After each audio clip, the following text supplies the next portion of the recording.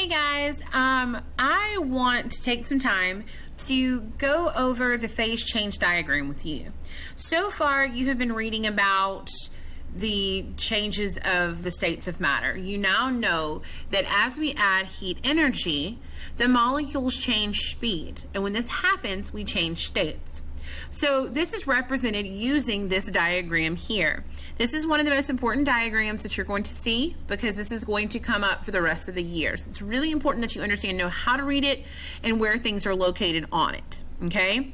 The first thing you're going to pay attention to is your X and Y axis. For the most part, you're always going to see it labeled. On the x-axis is your heat energy.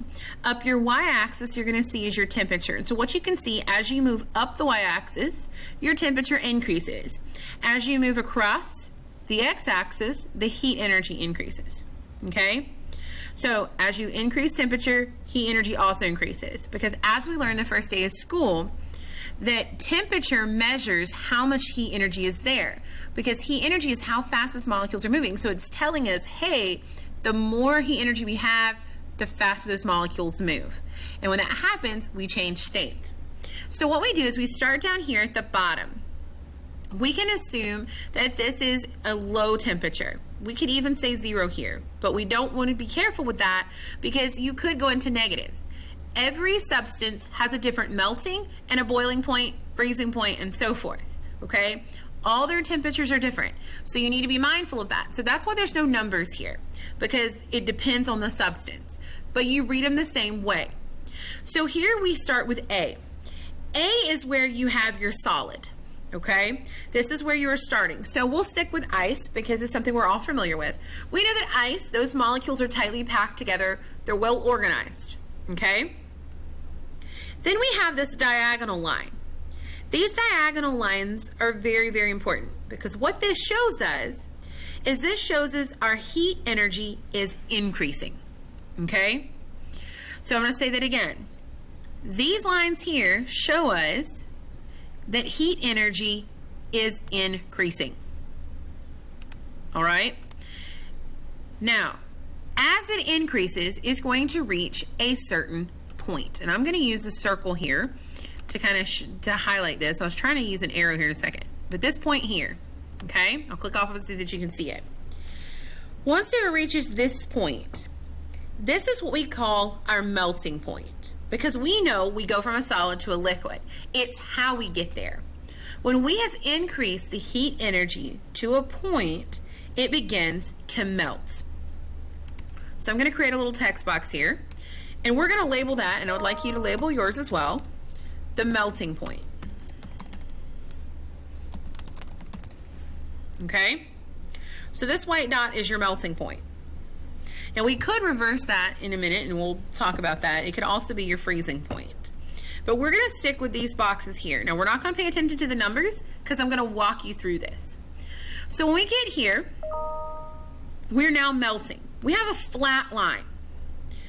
This flat line actually represents the entire process of melting, okay? When melting occurs, temperature remains constant. It remains the same. So I'm going to make a note out here. I'm going to hit enter here that the flat lines represent a constant / stable temperature. We have to understand that the temperature does not change. So what's happening is we're going from a solid, we're increasing heat energy, increasing. Oh, we've hit our melting point. At that point, now we are melting. So think about it as we have a chocolate bar, we've heated it, it started to melt. Once all of the chocolate has melted or all of the ice cube is melted, you now have reached your liquid state. So this line here, and I'll try to use an arrow so that you guys can see it a little better. So this line here is actually showing us this is our liquid state. Now if we continue to heat that liquid, what line C is saying is, hey, the temperature is going to continue to increase. Those molecules are going to continue to move faster and faster and faster until we reach just like our melting point, but this time we're going to reach our boiling point. So I'm going to copy this circle here, and I'm going to come up here, click off here, and we're going to highlight this little spot here. So I want you to label this as well, that once it reaches that point, you now are at boiling. So this is your boiling point.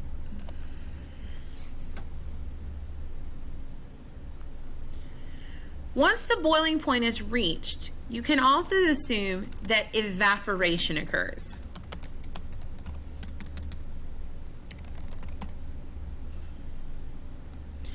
Another way of saying that, and sometimes you will see it written this way, and I'll go ahead and give you this word, it's vaporization.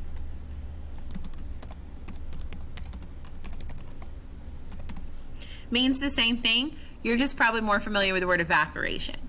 So an example of evaporation would be liquid water to steam. So starting over, we started a solid.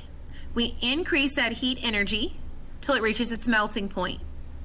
At the melting point, it will melt, melt, melt until it is completely melted. Then it will become a liquid. Once it reaches the liquid state, the temperature will increase again. It will continue to increase until it reaches the boiling point. Once it reaches the boiling point, we have another flat line because it's at this constant temperature that evaporation will occur until it reaches the gas state, which is the last leg. Now, we know that there is another state. We know that there is plasma that's not represented here. Most of the time, it's not going to represent it, okay? So do not fret that you don't see that.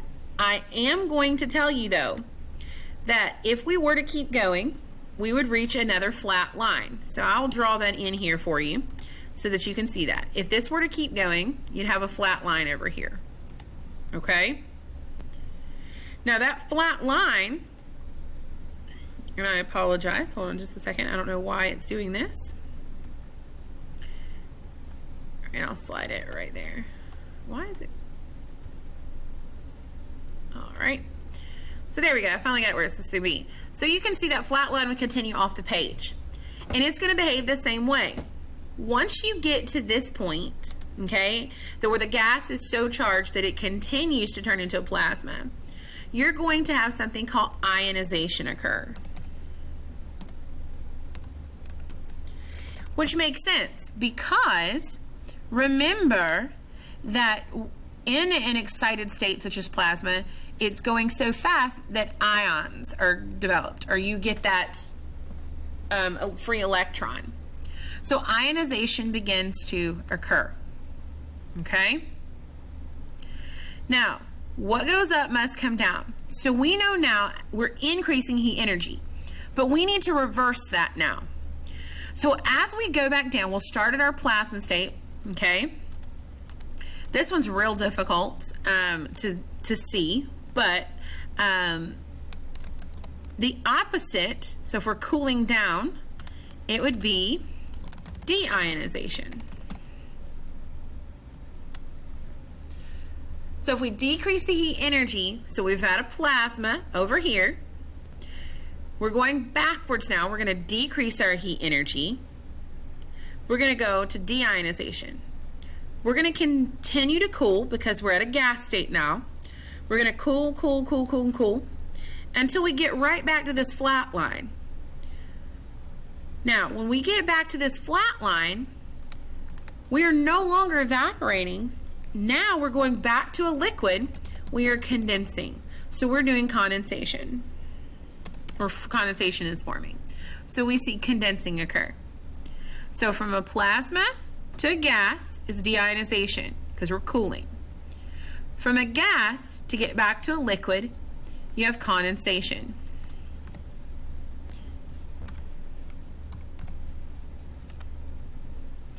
Once we've reached the liquid state, it's going to continue to cool until we get to this flat line again. And we're returning back to a solid. To return back to the solid, we would need to freeze. So freezing occurs.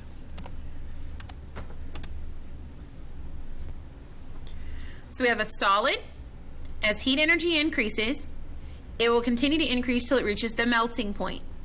At the melting point, it will melt, melt, melt, melt until it reaches a full liquid state. Temperature will then continue to increase as it's a liquid until it reaches the boiling point. At the boiling point, it will begin to evaporate. Once it is all evaporated, it is now in the gas state. It will continue to increase in temperature until it reaches ionization.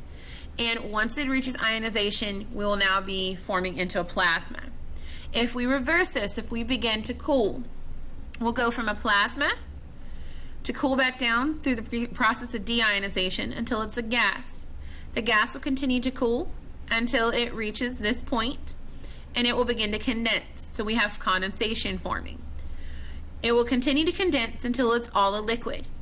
At this point, it will continue to cool and stay a liquid until it begins to freeze. It reaches its freezing point. It will freeze, freeze, freeze until it is a solid. Okay? Now, there are times when things don't follow the rules. You'll notice this arrow down here.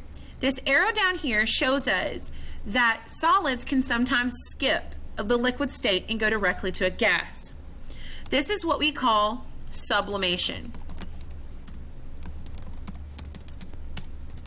We go directly from a liquid to a gas. Dry ice does this.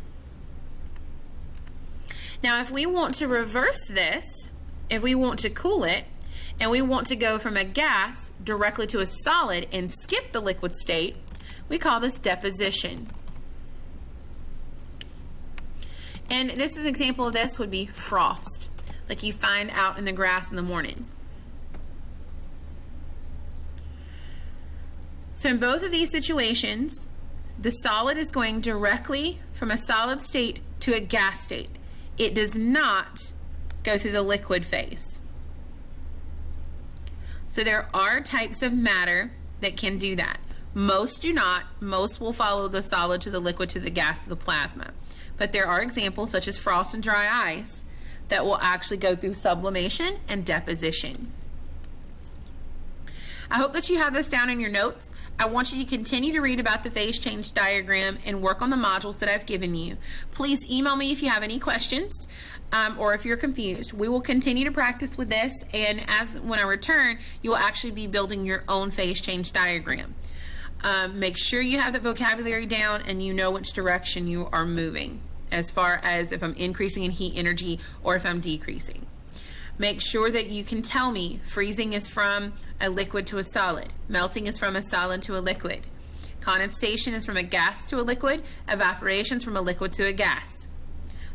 Deposition is from a gas to a solid. Sublimation is from a solid to a gas. To help you with that and to help you practice with that, you will continue working on page 36. And you'll be using those terms at the top of that page. Also, try to fill in that phase change diagram at the bottom of page 36 on your own. All right. Please, like I said, email me if you have any questions. Have a wonderful day.